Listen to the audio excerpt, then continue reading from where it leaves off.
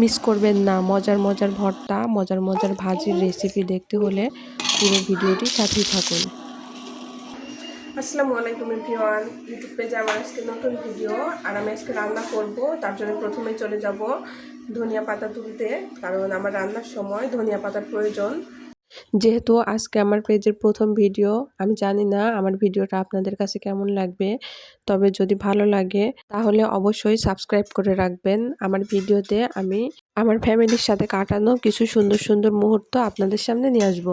অবশ্যই আমাকে একটু সাপোর্ট করবেন, কারণ আপনাদের সাপোর্ট ছাড়া আমি এগিয়ে যেতে পারবো না, তাই অবশ্যই আমাকে একটু সাপোর্ট করবেন। এবার আমি রান্না শুরু করব। এখানে আমি রান্নার জন্য আগে পেঁয়াজ মরিচ যা যা লাগে সবকিছু কেটে নিচ্ছি। এখানে রান্না হবে পাঙাশ মাছ, গরুর মাংস রান্না করব।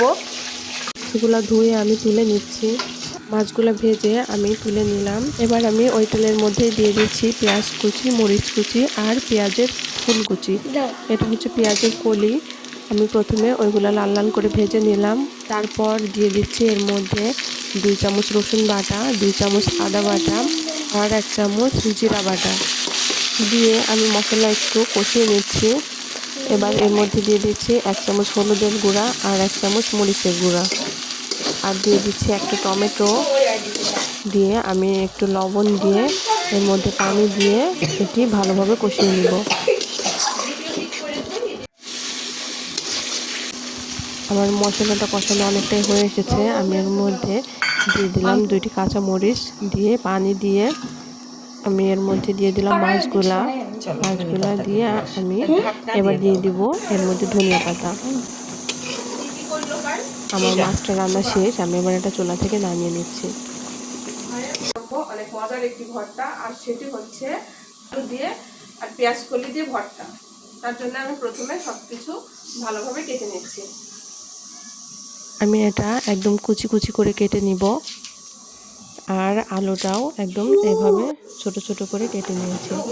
আমার এখানে প্রয়োজন ভর্তার জন্য ধনিয়া পাতা, আর তার জন্য আমি ধনিয়া পাতাটাও ভালোভাবে পরিষ্কার করে ধুয়ে নিব।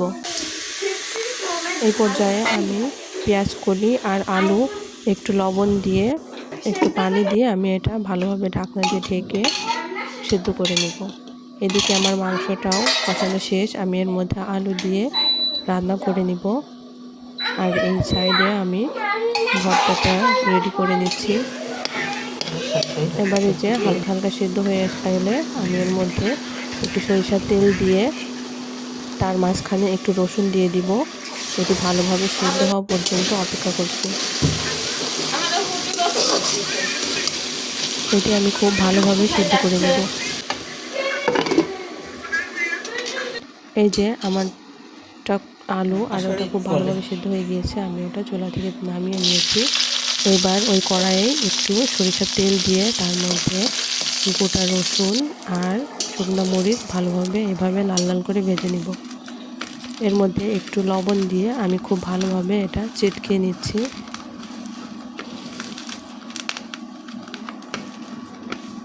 এবার আমি এর মধ্যে দিয়ে দেব পেঁয়াজ কুচিটা দিয়েও আমি খুব ভালোভাবে এটা চেটকে নিব, আর দিয়ে দেবো সরিষার তেল। এখানে আমি দিয়ে দিচ্ছি কিছুটা ধনিয়া পাতা। এটা যত ঝাল ঝাল হবে খেতে ততটা ভালো লাগবে, কারণ পেঁয়াজ কলিটা মিষ্টি হয়ে থাকে। ভর্তার সময় মাখানোটা যত ভালো হয় ভর্তার স্বাদটা তত বেশি আসে। এবার আমি এই পর্যায়ে উপর থেকে একটু সরিষার তেল দিয়ে রেখে দিব। আমার ভর্তাটা কমপ্লিট। আমার রান্না শেষ। এই যে এখানে মাংস রান্না করেছি, গরুর মাংস। এখানে আমার ভাত রান্নাও শেষ। আমি আরও রান্না করেছি এই যে পাঙাশ মাছ ভুনা, আর এটা হচ্ছে পেঁয়াজের কলি দিয়ে আলু ভর্তা। এটা অনেক মজার ভর্তা। এবার আমি সবাইকে খেতে দিব। আজকে যেহেতু আমার প্রথম ভিডিও, আমার ভিডিওটা যদি ভালো লাগে তাহলে অবশ্যই লাইক কমেন্ট করে দিবেন আর সাবস্ক্রাইব করে রাখবেন। অবশ্যই বেল আইকনে চাপ দিয়ে রাখবেন, তাহলে আমার নতুন নতুন ভিডিও আপনাদের সামনে পৌঁছে যাবে। এবার আমি সবাইকে খেতে দিয়ে আমিও খেতে বসে যাব। এভাবে সবাই একসাথে খেতে খুবই মজা লাগে। আর আমি নতুন, তাই আমাকে অবশ্যই একটু সাপোর্ট করবেন। আজকের মতো ভিডিওটি এখানেই শেষ করছি। আল্লাহ হাফেজ।